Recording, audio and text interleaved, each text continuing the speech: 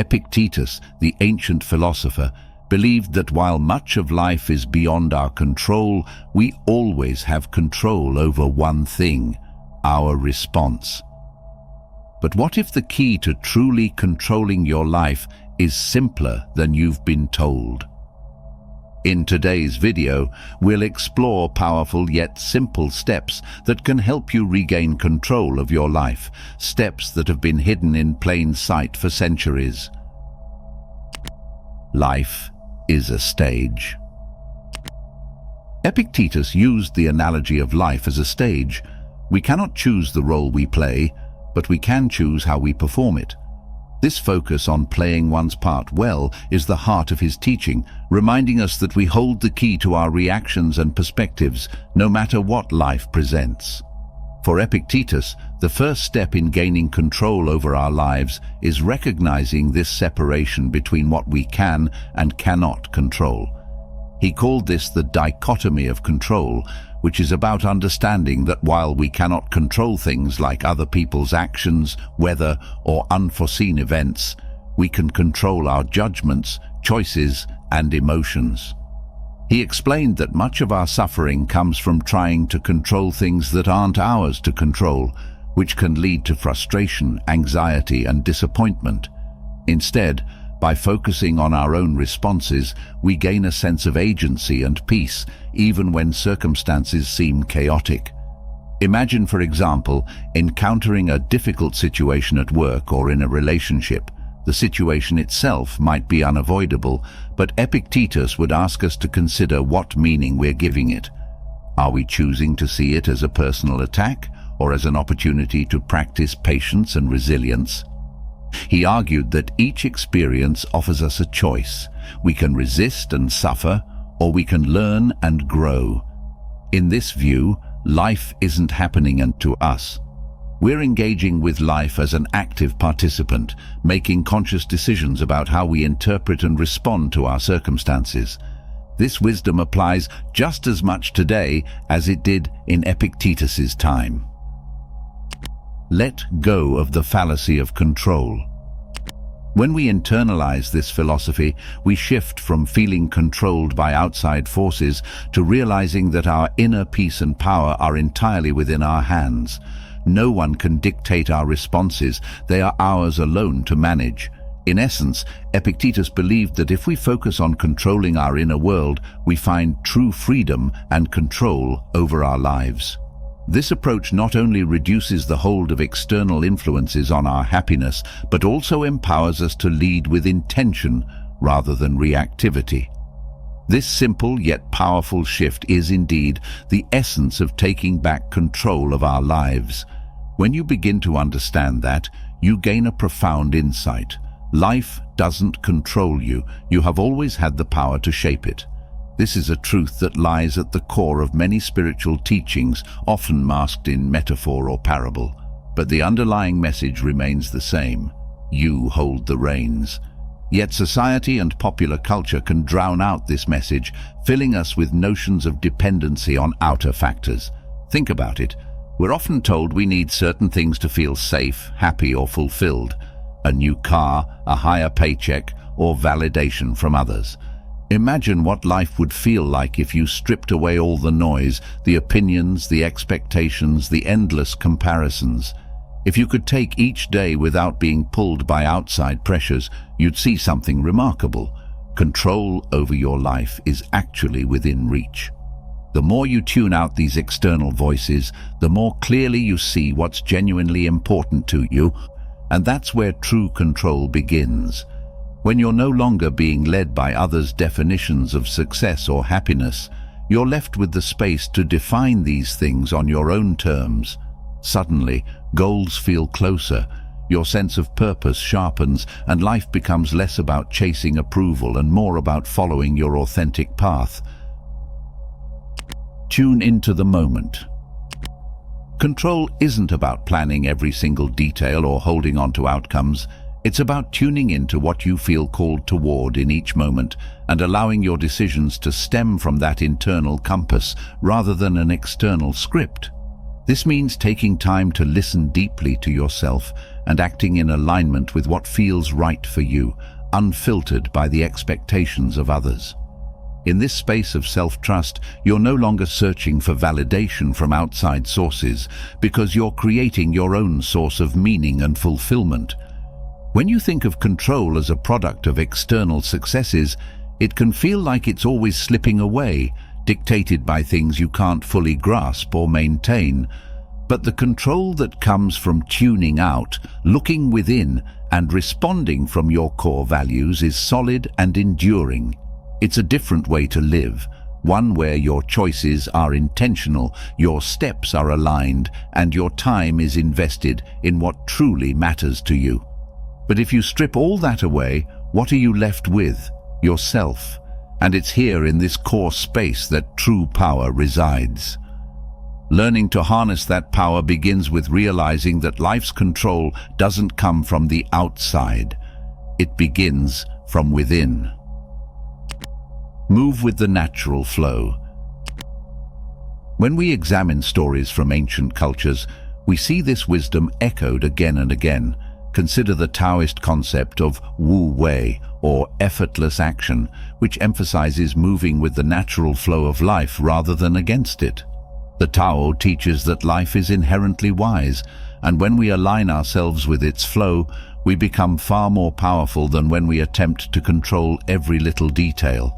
It's not about forcing your life to fit a rigid mold, but instead learning to navigate with trust and intention. Wu Wei doesn't mean inaction. Rather, it's about acting in harmony with your inner truth. By tapping into this effortless action, you find a form of control that feels natural and unforced, as if life itself is guiding you toward what's right. Imagine you're trying to force a relationship to work when deep down you know it's not right. The more you push to make it fit, the more resistance you feel until you're drained and questioning your worth. In this struggle, you're fighting life's natural flow, resisting the lessons it's trying to reveal. In the Taoist view, this resistance is like swimming upstream. It pulls you further from harmony and from a place of effortless alignment with life's true path for you. Or take the person who clings tightly to a job that's unfulfilling, driven by the belief that security is only found in what they've already known. Every morning feels like a small battle, and over time, that battle wears them down, creating a cycle of dissatisfaction and restlessness. Here, life may be nudging them toward a new purpose or calling, but they're so fixated on staying comfortable that they miss the doors opening all around them. Another common way we act against life's wishes is in our response to change. When plans shift unexpectedly, we often react with frustration, attempting to force the outcome back into our control. But in many stories of wisdom, this kind of rigidity becomes a barrier to growth. For instance, in Zen Buddhism, change is seen as a natural part of life. Rather than resisting it, the Zen approach is to embrace it, to see it as a teacher who brings wisdom and resilience. As you uncover this natural guidance within yourself, you begin to see how accessible this power is. It's often through small shifts, those tiny moments of self-awareness, that the largest transformations occur. The thoughts you hold, the beliefs you reinforce, and the choices you make in each second all send out signals to the universe.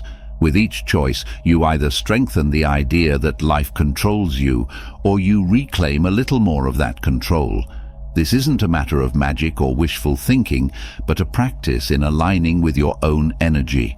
And this alignment is precisely what many don't want you to know about, as it places the power of change directly into your hands. Imagine the possibilities that open up when you live each day from this place of alignment. You don't have to fight against the current because you're navigating with your true desires and highest self at the helm. When you tune out the noise of societal expectations and hone in on your intuition, you begin to make choices that feel deeply right. The outer world may throw challenges your way, but instead of feeling powerless, you recognize them as opportunities to respond consciously, to reinforce the kind of life you want to lead. You're not too late. You may be tempted to believe that you're too late or that time isn't on your side. But let's consider it differently. Even if you've felt behind, the truth is that you have all the time you need to create a life rich in meaning, skill, and depth. There's a saying that many of us underestimate what's possible in 10 years, but overestimate what we can accomplish in a single year. This isn't just about thinking small in the short term. It's about realizing that true growth, real transformation, has its own rhythm. When you think about a 10-year span, you realize just how much potential lies in even the smallest steps. Imagine choosing one thing that ignites your interest and focusing on it consistently for 10 years. You could master a new craft, reshape your career, or dive deep into a passion you've never explored. And what's even more powerful, after dedicating a decade to one pursuit, you can shift to something else, bringing along the skills, discipline, and depth you've gained. Picture doing this multiple times throughout your life, learning, evolving, and reshaping yourself with each chapter. This is the path to a life that's as fulfilling as it is unexpected, where each decade reflects a different side of your potential. But here's the catch. The way to reach this life isn't through planning every moment or agonizing over future decisions. It's by tuning into this moment, each conversation, each experience, each quiet breath. If you stay grounded here and now, letting go of the need to force outcomes, the long run will take care of itself. Growth will come naturally, your life unfolding with purpose and ease as you stay fully present. So, trust in the rhythm of time. You're not in a race, you're on a journey. And as long as you're willing to show up, interested and engaged, you're already creating the extraordinary life you're meant to live. Stop begging, start claiming. Another tidbit of knowledge to know to control your life is to learn the difference between begging and claiming. Both of these represent two entirely different energies, each shaping your relationship with the world, your own sense of worth, and the outcomes you experience in life. When you beg, it's as if you're saying to life, "I don't believe I am worthy unless someone or something grants it to me." Begging stems from a sense of lack, from the belief that what you desire is out of reach unless it's given by some force outside yourself. It's rooted in insecurity, in the feeling that you are small in a vast world, hoping for a scrap of what you deserve. Claiming, on the other hand, radiates a different frequency entirely. To claim is to know without a shadow of a doubt that you have a right to what aligns with your truest self. It's a quiet, steady power that acknowledges your own worth and the truth that you are a co-creator in your life. Claiming isn't demanding, nor is it reliant on external validation. It's a deep internal belief in your own value, a confidence that your place in the world is non-negotiable. It's saying to the universe, "I am here and I'm ready to receive what is meant for me." Begging signals to the world that you doubt your own ability to attract what you need. This kind of energy has a way of repelling the very things you desire, because you are, in essence, operating from a place of fear and unworthiness. But when you shift to claiming, you draw experiences, people, and opportunities that align with your authentic self. By claiming, you invite life to mirror your own self-respect and belief. You show the world that you are already enough. To step into a place of claiming is to choose to see yourself as worthy and to act from that place. It's not about waiting for permission. It's about embodying the truth that you are already valuable, already capable. The difference between begging and claiming, then, is not only about how others perceive you, it's about how you perceive yourself, and ultimately how you shape the reality that unfolds around you. One philosopher who understood this inner shift from begging to claiming was Friedrich Nietzsche. Nietzsche argued that we all have the power to transcend limitations and shape our own values. He talked about the concept of the Übermensch, or overman, a person who rises above societal expectations and lives according to their own principles. The overman doesn't look outside for permission to be who they are. They claim their right to live authentically. In this way, Nietzsche's ideas offer us a way to understand the energy of claiming. He taught that true strength is born from within, and that waiting for the world to validate you only weakens your spirit. For Nietzsche, the path to becoming an overman is about self-acceptance and self-transformation. He believed that you are not limited by who society says you are or what others think you deserve. Instead, you can shape yourself by deciding who you want to be, making choices that reflect your core truth, and allowing no external force to dictate your value. Nietzsche knew that living this way wasn't always easy. He saw it as a constant process of refining who you are. But he also saw this as the most fulfilling path, one that brings a deep sense of purpose and inner strength. In your own life, this philosophy means understanding that you don't need to plead with life for your worth. You don't need to ask for permission to be fulfilled, happy, or successful. Instead, you step into a sense of worthiness that's rooted within you. Claiming is about choosing to see yourself as deserving of every good thing, not because you're perfect, but because you're human and you have a right to fulfill your potential. Imagine stepping into each day with the mindset that you are already whole, that you don't need to beg for approval or wait for external signs to confirm your value. You're not chasing something outside yourself. You're standing in your power. Nietzsche's philosophy of self-empowerment encourages us to embrace the truth that life isn't waiting to hand us value.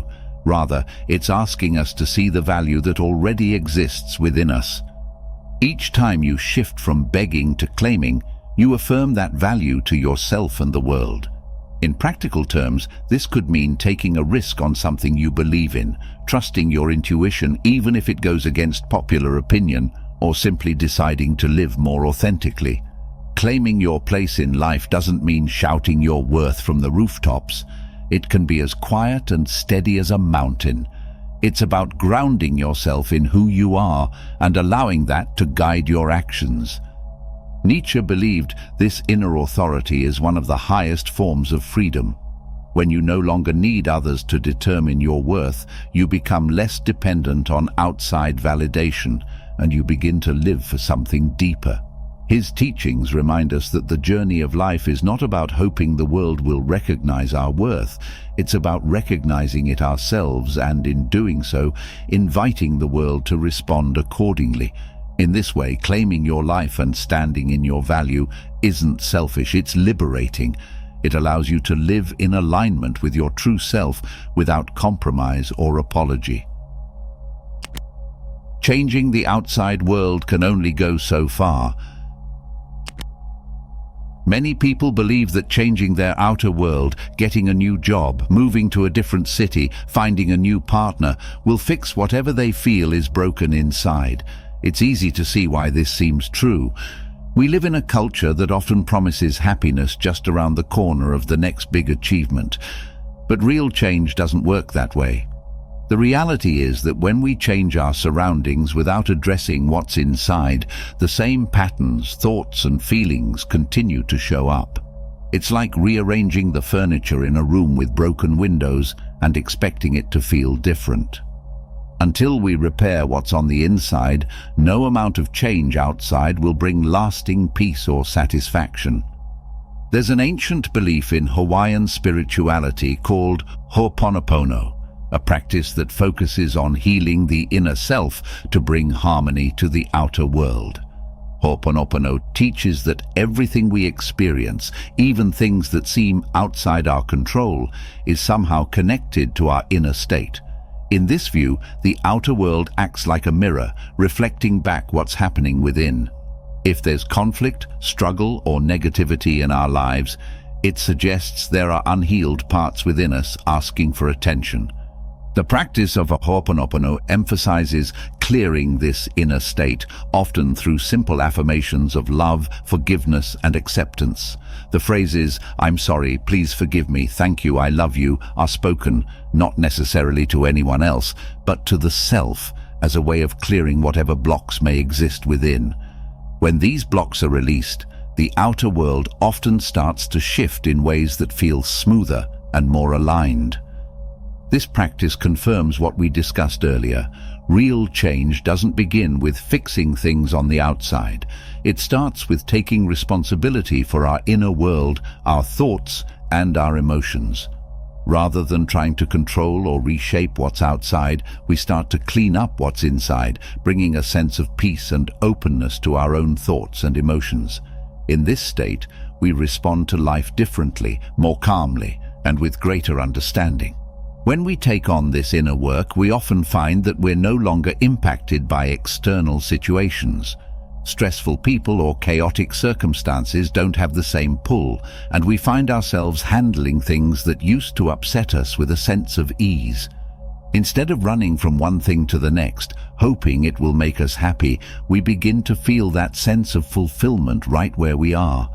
And it's only then, once we're at peace within, that we can truly appreciate and create harmony in the world around us. Remember, real change starts from within, and as you begin to control your life from the inside out, the outside world will naturally align. I hope you enjoyed the video. If you did, feel free to subscribe to the channel. Thanks for watching.